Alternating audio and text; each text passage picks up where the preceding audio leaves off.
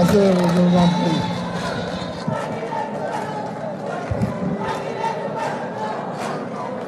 Merci beaucoup. Asseyez-vous, je vous en prie. Monsieur le Président de l'Assemblée nationale, Monsieur le Premier ministre, Mesdames, Messieurs les ministres d'État, Monsieur le ministre de l'Éducation nationale, Madame la ministre de la formation professionnelle, de l'apprentissage, Mesdames et Messieurs les ministres, Monsieur le général, chef d'état-major général des armées, je vais commencer par le général de corps d'armée, grand chancelier de l'Ordre national du Lion, les distingués membres du Conseil de l'Ordre, Messieurs les officiers généraux, Excellences, Mesdames, Messieurs les membres du corps diplomatique, Mesdames, Messieurs les autorités académiques, membres du personnel administratif et technique, chers parrains, Monsieur le ministre Daniel Kabou, c'est avec respect et affection que je vous ai désigné comme le parrain de la promotion 2023 du concours général. Mesdames et Messieurs les représentants des partenaires sociaux du secteur privé, chers parents d'élèves, chères lauréates, chers lauréats,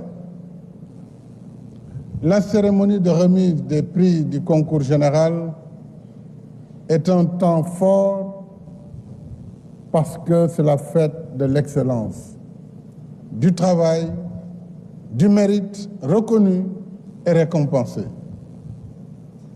C'est pourquoi j'éprouve toujours un réel plaisir de venir présider ce rendez-vous annuel avec nos meilleurs élèves des classes de première et de terminale.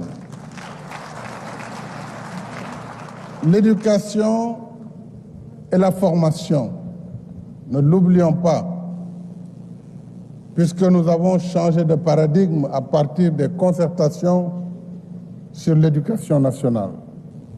Et nous devons privilégier, nous l'avons dit, l'enseignement des sciences, de la technologie, des mathématiques, mais aussi la formation professionnelle, aux côtés bien sûr de l'éducation.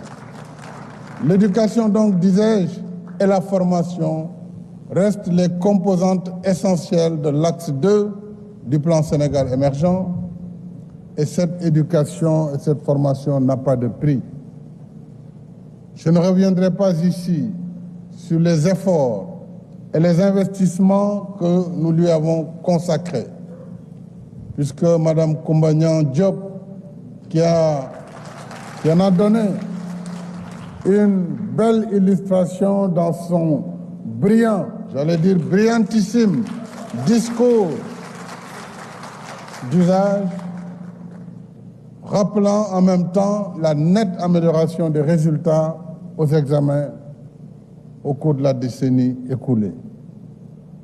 Ceux de cette année particulièrement, du CFE au baccalauréat en passant par le DFM, le BFM. Le DFM, c'était notre génération. C'était un diplôme de fin d'études.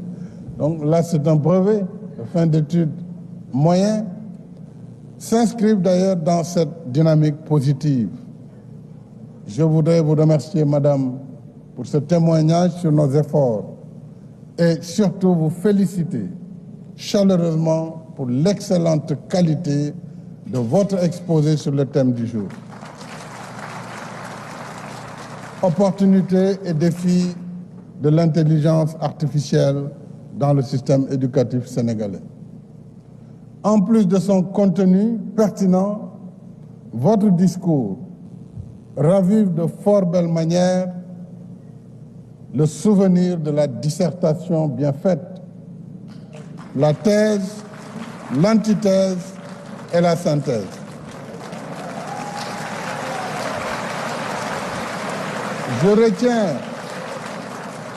Je retiens, Madame, de votre discours une démarche exhaustive et éclairante qui met en évidence les avantages de l'intelligence artificielle, alerte sur ses dangers et propose pour notre système des perspectives d'appropriation des technologies de pointe. Vous avez raison de pointer du doigt l'ambivalence de l'intelligence artificielle. Nous avons vu en pleine pandémie Covid-19 comment la technologie moderne a pu soutenir les secteurs clés de la santé, de l'éducation, du travail, du commerce, pour ne citer que ces domaines parmi tant d'autres. D'autre part, nous vivons au quotidien les dérives de cette même technologie, devenue par son usage dévoyé une fabrique de fake news, et vous avez raison de parler de deepfakes, qui répandent à grand débit la tromperie, la manipulation, la haine, le radicalisme et la violence.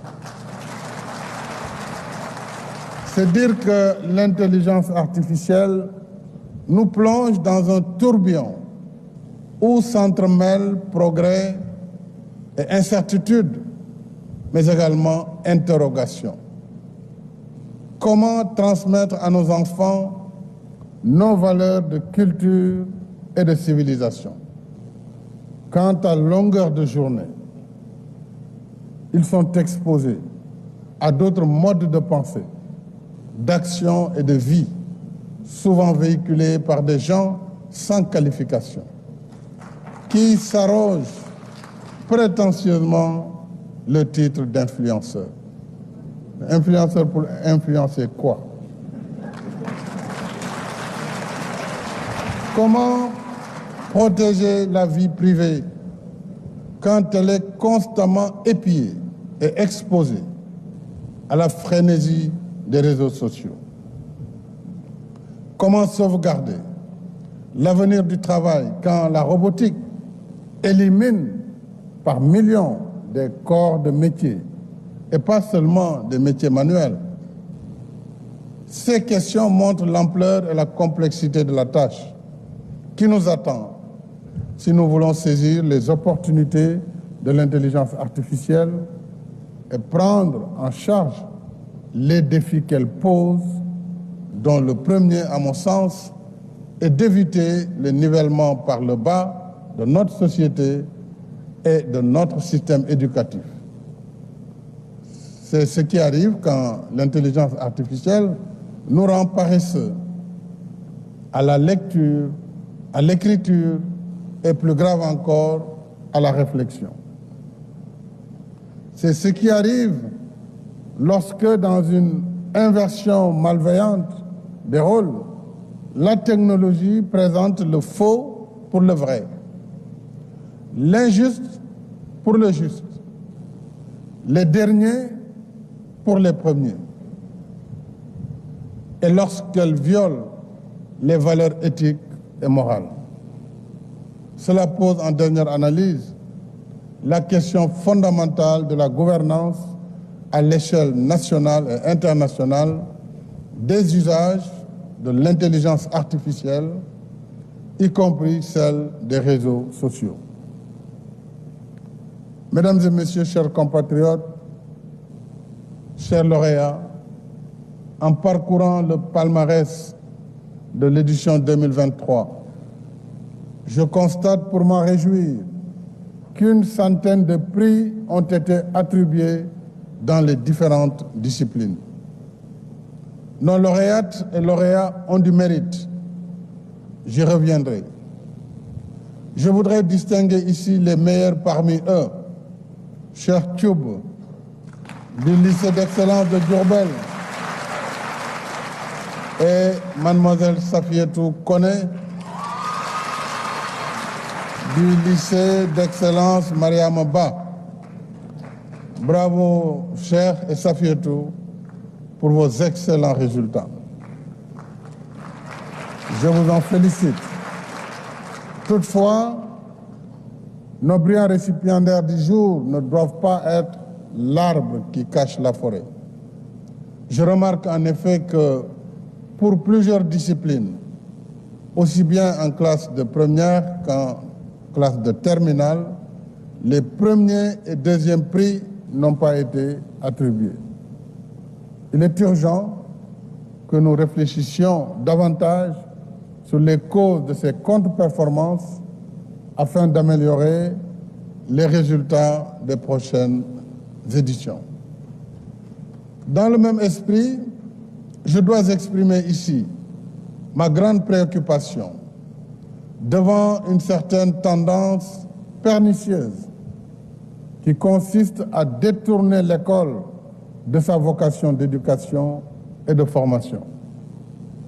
C'est très grave qu'un enseignant, censé être un éducateur, abuse de l'ascendance et de l'autorité qu'il a sur ses élèves en les incitant à la violence dans les manifestations de rue.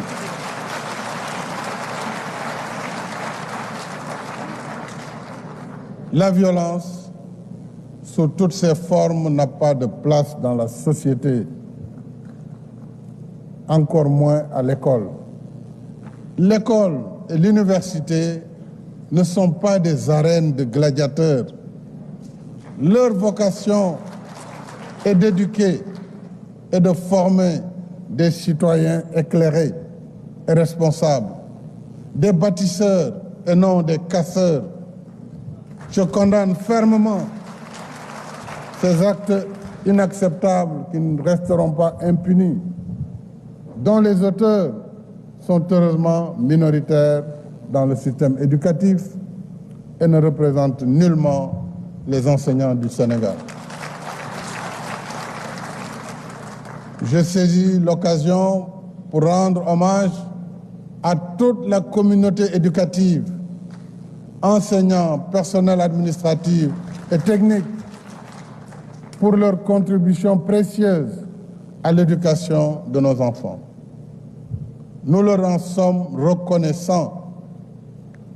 Chères lauréates, chers lauréats, après une année scolaire de dur labeur, vous méritez les honneurs qui vous sont rendus aujourd'hui devant vos parents et devant la nation sénégalaise. Je suis fier de vous et je vous félicite. Vous êtes des exemples pour notre jeunesse. Et pour vous motiver davantage, j'ai voulu vous offrir comme parrain le ministre Daniel Kabou.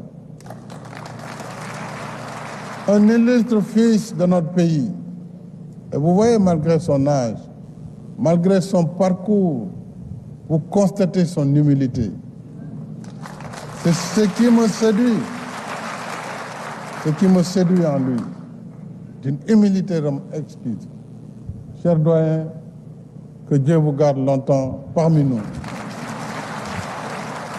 Je salue en même temps les illustres autorités ici présentes. Je ne peux manquer de saluer le recteur, puisqu'il a été mon recteur, Seydou Madani Sy, ancien ministre de la Justice. Ce sont des exemples que nous devons suivre.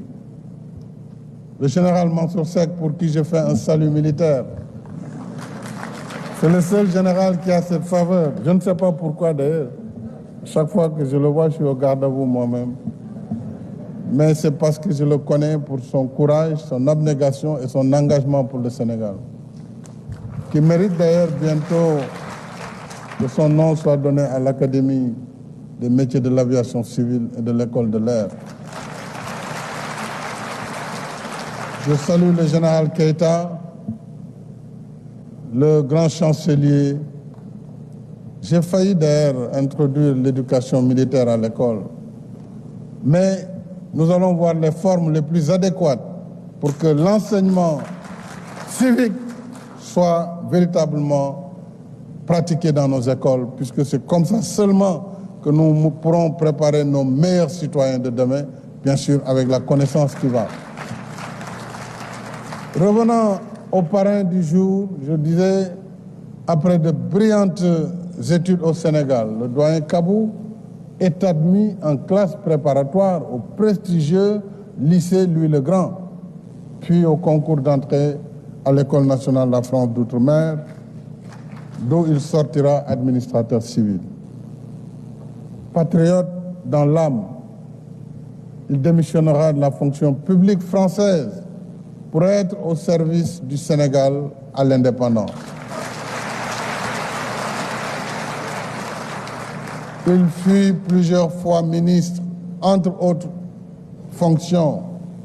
Sa brillante carrière est un modèle de compétence, d'intégrité morale, d'esprit républicain, tout ce qu'on veut détruire dans ce pays, l'esprit républicain, et de discernement sans faille. Ces qualités qui distinguent les grands serviteurs de l'État et de la nation lui valent d'être membre du Conseil de l'Ordre national du Lion après plusieurs décorations. Le doyen Daniel Kabou est un modèle de grâce, d'humilité et de générosité. La lettre qu'il m'adressa pour accepter d'être le parrain de cette édition en porte témoignage, puisqu'il y cite des compatriotes de sa génération et ses aînés qui l'ont enseigné pour me dire qu'il y a d'autres Sénégalais aussi valeureux qui auraient pu mériter cet honneur. Merci, cher doyen. Je vous rends un vibrant hommage avec tous nos vœux de bonne santé et de bien-être. Ainsi, chers lauréats, chères lauréates, l'œuvre de votre illustre parrain, brillante tel un rayon de soleil, vous est offerte en viatique afin qu'elle vous inspire pour que vous restiez parmi les meilleurs dans les études et la vie de tous les jours. Souvenez-vous toujours de votre parrain pour rester ambitieux et compétent, mais humble, ce qui est le défaut majeur des intellectuels, l'humilité, à cause de cette maladie qu'on appelle l'égocentrisme. Soyez humble, cultivez le savoir, le savoir-faire, sans jamais oublier le savoir-être, c'est-à-dire la tenue et la retenue. C'est ce qui fera de vous de grands hommes et de grandes dames. Bonne chance à toutes et à tous sur le chemin qui vous reste à parcourir. Et je voudrais vous donner ce conseil. Sur la suite de votre parcours, nous avons essayé d'amener au Sénégal ce qu'il y a de meilleur. Après les lycées d'excellence, nous avons lancé depuis l'année dernière les classes préparatoires aux grandes écoles, CPCE. Nous avons importé des professeurs qualifiés. Nous les avons mis ensemble avec des professeurs sénégalais. Et je viens de signer d'ailleurs un contrat d'assistance où j'ai recruté les anciens proviseurs du lycée Louis-le-Grand et d'autres grands professeurs des lycées préparatoires pour accompagner ces classes préparatoires, mais aussi accompagner les classes de première et de terminale S pour en faire des S+. Je ne souhaite pas que notre élite s'envole pour des destinations moins prestigieuses parce que simplement il s'agit d'aller à l'étranger. Et parfois, j'ai du regret de constater certains brillants lauréats quitter pour aller faire des études beaucoup moins prestigieuses que ces préparations qu'ils pourraient faire ici et après faire les concours d'entrée aux grandes écoles d'ingénieurs et aux grandes écoles de façon générale, post-préparation. Monsieur le ministre de l'Éducation, Monsieur le ministre de l'Enseignement supérieur, Madame le ministre de la Formation professionnelle devront y veiller, ainsi que les équipes, les corps enseignants, l'ensemble des acteurs et partenaires. Je voudrais, à travers votre ministre, le docteur Cheikh Oumar Anne, que je félicite il a voulu faire de cette édition une édition entièrement financée par le ministère de l'Éducation nationale. Donc je voudrais vous remercier, vous féliciter, ainsi que tous ceux-là qui ont participé à la réussite de cette belle fête de l'excellence. À travers vous, je félicite votre collègue de la formation professionnelle, de l'enseignement supérieur, puisque c'est le tout qui fait le système éducatif sénégalais. En honorant nos lauréats héros du jour, nous ne pouvons pas oublier les parents, nos héros de tous les jours. Où sont les parents dans la salle? Je souhaite qu'on les applaudisse particulièrement.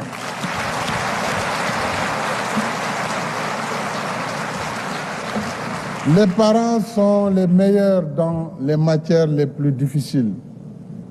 Ce sont eux qui résolvent les questions, les équations, j'allais dire, les plus compliquées. Celles qui consistent à chercher les moyens pour nous nourrir et pour vous nourrir, vous habiller, vous loger, vous soigner et vous éduquer. Ça, ce sont les équations complexes. Merci donc, chers parents, nous vous devons respect et gratitude. L'année prochaine, s'il plaît à Dieu, je ne présiderai pas cette cérémonie. Non, mais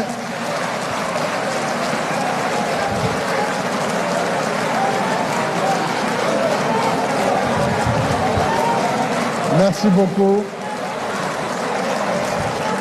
Mais je serai toujours là, de tout cœur, avec l'école sénégalaise, parce qu'elle forme nos enfants. Asseyez-vous, je vous en prie. Elle forme nos enfants, le devenir de notre nation. Toutes et tous continuons de soutenir notre école pour réaliser le Sénégal de nos rêves, le Sénégal des grands esprits, lumineux et cultivés, et non pas le Sénégal des casseurs, qui ternissent l'image de notre pays. Le Sénégal des esprits ouverts et tolérants, qui dialoguent et se concertent. Le Sénégal des esprits citoyens. Le Sénégal des esprits citoyens et républicains qui respectent les lois et les institutions. Le Sénégal des esprits travailleurs, des esprits bâtisseurs qui ne détruisent pas, qui ne brûlent pas nos maisons, nos commerces, nos moyens de transport, nos lieux de culte, nos écoles, nos universités. Des esprits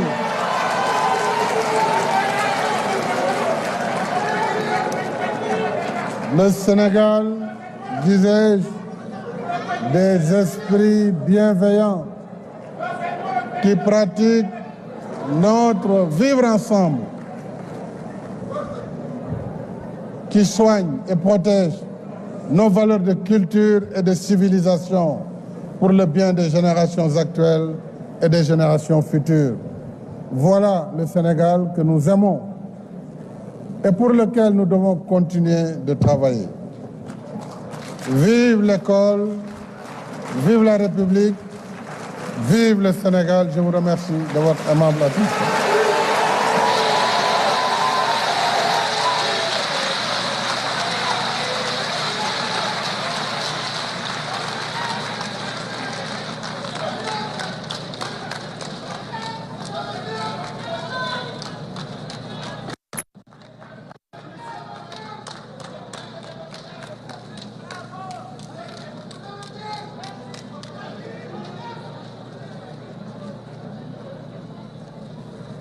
Merci. Un tonnerre d'applaudissements encore une fois pour le chef de l'État, le président de la République Macky Sall.